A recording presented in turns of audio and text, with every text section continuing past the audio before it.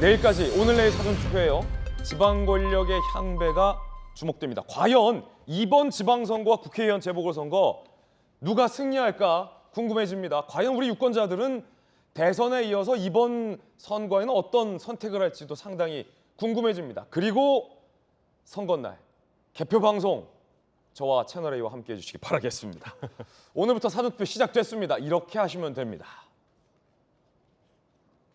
자, 김진 앵커가 알려주는 사전투표 방법 이렇게 쉽습니다. 사전투표소 가셔서 체온 측정, 손 소독하시고 본인 확인, 서명하시고 투표용지, 봉투 받으셔서 기표소에 가셔서 비밀 투표하시고 용지와 봉투를 함께 넣으면 됩니다. 관외냐 관내냐 넣는 곳이 다릅니다. 투표함이.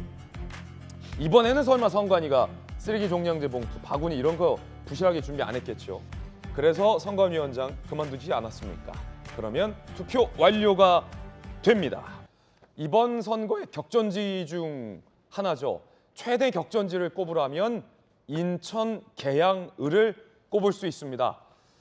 계양을이 이렇게 뜨거워질 줄 누가 예상했을까요? 이재명 후보와 국민의힘의 윤영선 후보가 정말로 박빙을 벌이고 있습니다. 그래서 제가 이 계양을에 과거 선거 결과들까지 좀 오늘 한번 모아봤습니다.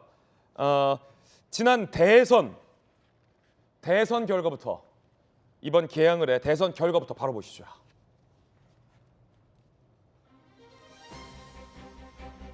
계양을 20대 대선 결과 이재명 후보가 52.2%, 윤석열 대통령이 43.6%로 지난 대선 때 이 계양을 지역에서 8.6%포인트 차이가 벌어진 바 있습니다. 그러니까 전체 대선에서는 당연히 윤석열 대통령이 승리를 했지만 이 인천 계양을만큼은 민주당이 챙겨갔다. 이재명 후보가 챙겨간 지역이라는 겁니다. 그것도 8.6%포인트 차이로 계양을을 이재명 후보가 당시 이겼고요. 계양을의 지역 주민들, 유권자들이 윤석열 대통령보다 이재명 후보를 더 많이 찍었던 지역이 바로 그 지역이 계양을입니다. 지난 국회의원 선거 결과 송영길 의원이 당선됐던 지역인데 어땠을까요? 함께 보시죠. 이 계양을 지난 국회의원 총선 결과 그때도 윤영선 후보가 도전을 했었습니다. 그런데 38.74%의 득표를 하는데 그쳤고 지금 서울시장에 출마해 있는 송영길 의원이 이 계양을에 출마를 해서 과반을 훌쩍 넘는 58.67로 당선된 바 있습니다. 그만큼 이 계양을은 지난 총선에서도 지난 대선에서도 모두 민주당 후보의 손을 들어줬던 지역이 바로 이 계양을입니다.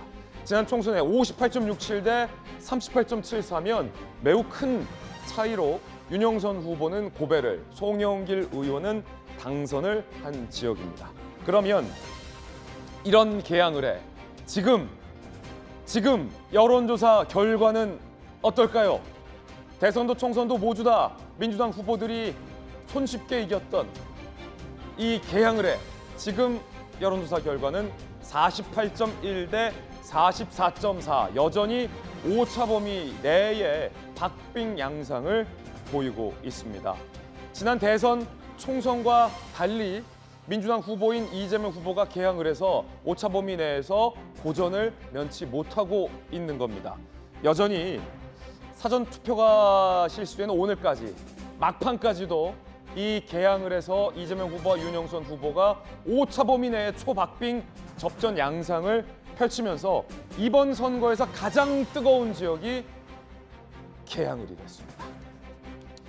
자, 여야 의견 좀 들어보겠습니다. 먼저 천하람 위원장님, 네. 지금 뭐 김재섭, 천하람, 전용기 뭐 다 할 거 없이 각 지역 돌아다니면서 선거 유세하느라 다 목이 쉬었는데 네. 지금 계양을의 히스토리를 저희가 쭉 봤잖아요. 네. 대선, 총선. 뭐 국민의힘 입장에서는 너무 험지였네요, 이것이. 진짜 그렇습니다. 윤영선 후보 사실 지난 총선에서는 전국적으로 쉽지 않았죠. 그래서 뭐 저도 낙선하고 뭐 저희 김재석 위원장 낙선하고 뭐 줄줄이 낙선했었습니다만은 거기 앉아 있는 둘 다 낙선했었죠. 예, 그렇죠. 유독 개항에서는 격차가 20% 정도로 많이 벌어졌던 지역입니다. 예. 그런데 저는 윤영선 후보가 이번에 엄청난 그런 선전을 하고 있다라고 보이거든요. 그러네요. 지난번 대선에서 이재명 후보가 윤석열 당시 후보를 상대로도 한 8% 정도 격차를 냈었었는데 지금 물론 오차범위 내의 결과입니다만은 그때보다 격차가 더 줄어든 최종 결과가 나오지 않겠느냐 이런 전망이 가능한 상황입니다. 예. 근데 그렇다면은 왜 이런 결과가 지금 나왔느냐? 저는 짧게 말하면 이재명 후보가 좀 오만했다고 봐요. 초반에 개항에 가셔가지고 아유 내가 대선 후보인데 개항 정도는 쉽게 이긴다 해가지고 마치 대선 후보가 유세하시듯이 막 다니셨거든요. 만약에 최근에 하시는 것처럼 낮은 자세로 길에서 이렇게 인사도 하시고 혼자 조용히 다니시고 했다면은 오히려 대선 패배에 대한 동정론이 일었을 텐데 그렇게 하지 않고 선거운동 과정에서 여러 가지 논란이 나오고 이렇게 뭐 욕설하는 예.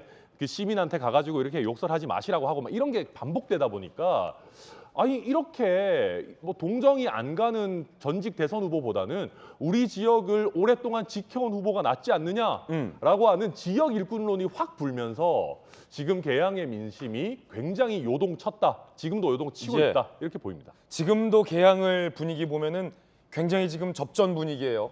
전용기 의원님, 네. 민주당에서는 지금 쭉 이 개항을의 히스토리 함께 봤는데 네.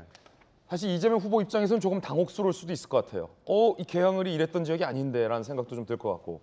사실 지역 색으로 가지고 모든 것을 판단할 수는 없을 것 같습니다. 지난 총선만 해도 사실 당 지지율이 좀 압도적으로 높은 상황이었던 것도 감안을 해야겠고요. 네. 지금 사실 민주당이 국민들께 보여드리는 부분에서 실망을 하신 분들이 많습니다. 그런 부분이 어느 정도 감안되지 않았을까 그렇게 생각을 해서요. 사실 이번 선거를 가지고 히스토리로만 가지고는 이야기를 하긴 좀 어렵지 않나. 네. 그리고 천하람 우리 변호사 말씀해 주셨는데 우리 이재명 후보께서 좀 더 낮은 자세로 국민들 속으로 들어간다면 더 높은 지지율로 당선이 되지 않을까 저는 그렇게 관측하고 있습니다. 끝까지 여야 모두 다 최선을 다해서 본인들의 지지자들을 유권자들을 투표장으로 모시고 오는 게 나오게끔 하는 게 최고의 선거 전략이 아닐까라는 생각도 듭니다.